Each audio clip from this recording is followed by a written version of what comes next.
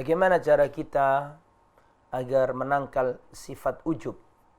Karena tanpa kita sadari, kita bangga dengan amal soleh yang kita lakukan. Kita bangga dengan panggilan Pak Haji. Kita bangga karena kita ini bersedekah. Dari perasaan ujub tadi itu ingin dipuji orang dan seterusnya.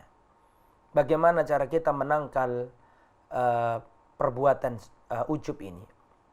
Saudaraku yang dirahmati oleh Allah, caranya adalah harus kita yakini bahwa amal soleh yang kita lakukan itu bisa terjadi karena pertolongan Allah.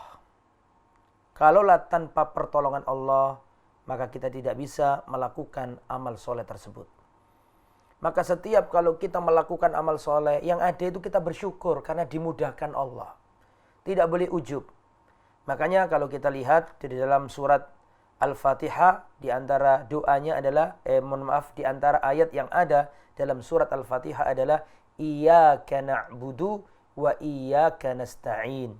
Hanya kepadamu ya Allah kami menyembah, dan hanya kepadamu ya Allah kami memohon pertolongan. Jadi Allah Subhanahu wa taala menggabungkan antara ibadah dengan minta pertolongan. Iyyaka na'budu wa iyyaka nasta'in. Allah menggabungkan peribadatan dengan permintaan pertolongan. Artinya apa? Kita ini nggak bisa ibadah tanpa pertolongan Allah. Jadi kita bisa sholat, kita bisa haji, kita bisa sedekah, kita bisa umrah. Itu karena kita ditolong sama Allah. Sehingga kita kikis perasaan ujub tadi itu. Makanya di antara doa yang diajarkan Rasulullah SAW, yang doa ini harus kita baca supaya mengikis sifat ujub yang ada dalam diri kita. Di antara doa yang diajarkan Nabi adalah Allahumma a'inni ala dzikrika wa syukrika wa husni ibadatika. Ya Allah, tolonglah aku agar aku bisa selalu mengingatmu, berzikir kepadamu. Wa syukrika, dan agar aku mensyukuri nikmatmu.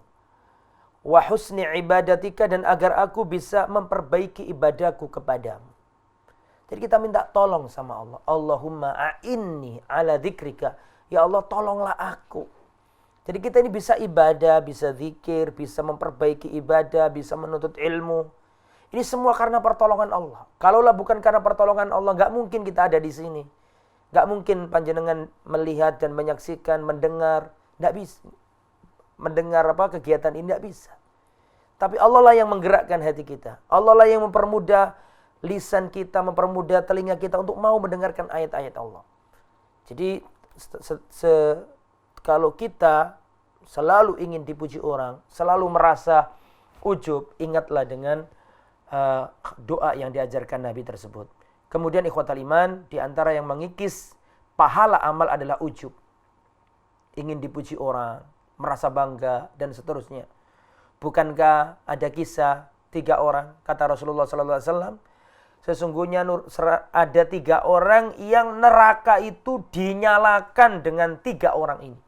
Kita tahu bahan bakar neraka itu kan manusia dan bebatuan. Lah ada 3 orang yang mana neraka itu dinyalakan dengan 3 orang ini. Siapakah mereka ini? Apakah pelaku maksiat, orang melakukan syirik, orang yang menyembah patung, ataukah orang yang berzina? Ternyata tidak. Ternyata 3 orang ini orang hebat-hebat. Yang pertama orang yang mati di medan jihad. Yang kedua orang yang alim, pandai baca Quran. Yang ketiga adalah orang yang ahli sedekah. 3-tiganya di hari kiamat dilemparkan ke neraka. Karena yang satu, kenapa dia mati jihad? Karena dia waktu jihad ingin dipuji orang.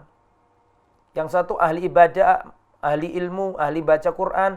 Dia ujub, ingin dipuji manusia. Dia riya. Dan ahli sedekah. Jadi amal solehnya gak bermanfaat. Karena ada ujub, ada riya yang menghancurkan amalannya.